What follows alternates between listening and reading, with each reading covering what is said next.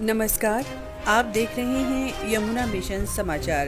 करते हैं शुरुआत श्री यमुना जी के आज की मंगला आरती दर्शन के साथ।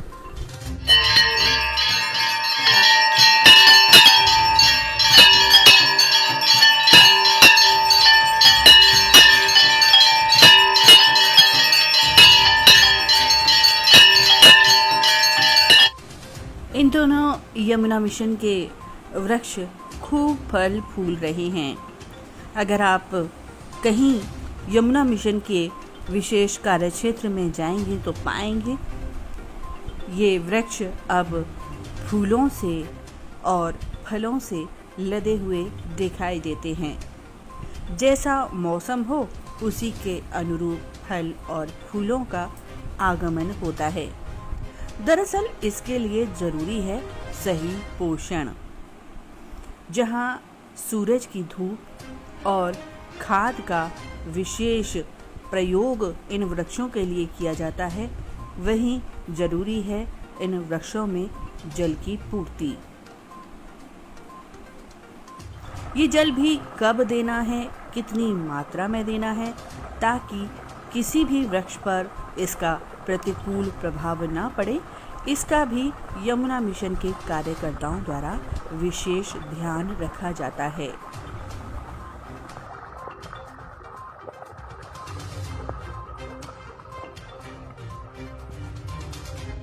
और आइए अब अवलोकन कराते हैं आपको कुछ ऐसे विहंगम दृश्यों का जो आज हरियाली से युक्त हैं। ये दृश्य है भतरोण बिहारी मंदिर के समीपवर्ती क्षेत्र का। और अब आपको लिए चलते हैं NH2 यमुना मिशन मार्ग पर।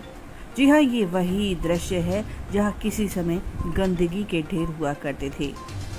सरस्वती कुंड के समीपवर्ती परिक्रमा मार्ग के समीप ये क्षेत्र अब इतना सुंदर और इतना अलौकिक हो चुका है कि अब यहाँ बच्चे घूमते हैं, महिलाएं टहलती हैं, लोग यहाँ योगा प्राणायाम करते हैं।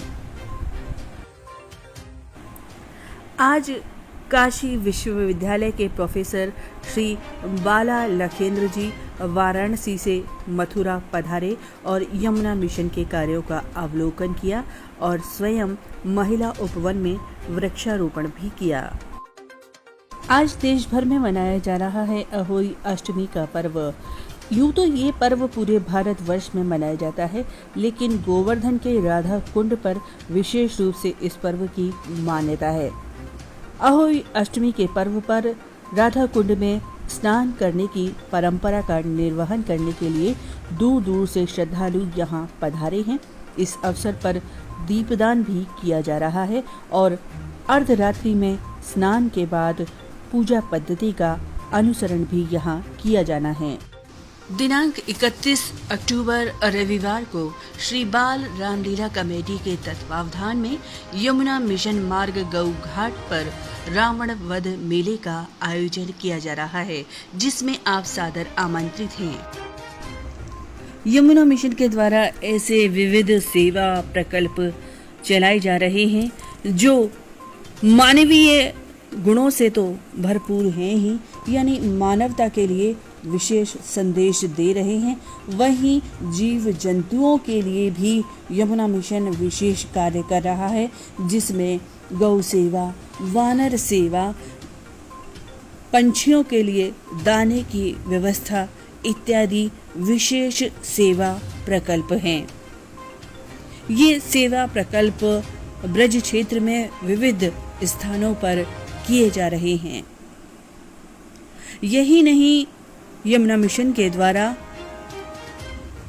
यमुना जी के प्रमुख घाटों को प्रातःकाल और सायंकाल दोनों समय बुहारा जाता है सोहनी सेवा के माध्यम से। सोहनी सेवा विशेष रूप से यमुना जी के घाटों पर तो हो ही रही है, इसके साथ साथ द्वारिकाधीश मंदिर के आसपास की गलियों में, अन्य क्षेत्रों में भी ये सेवा जारी है।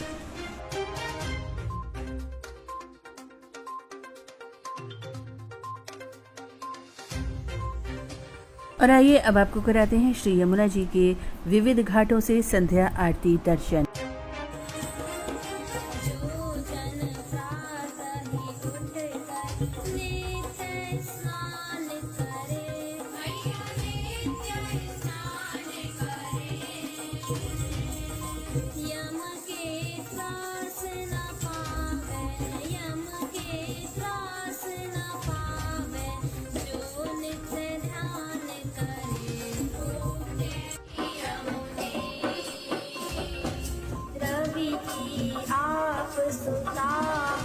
केशव की पटरानी, ओ भैया केशव की पटरानी, तुम्हारे यश को गावे, तुम्हारे यश को गावे नारद।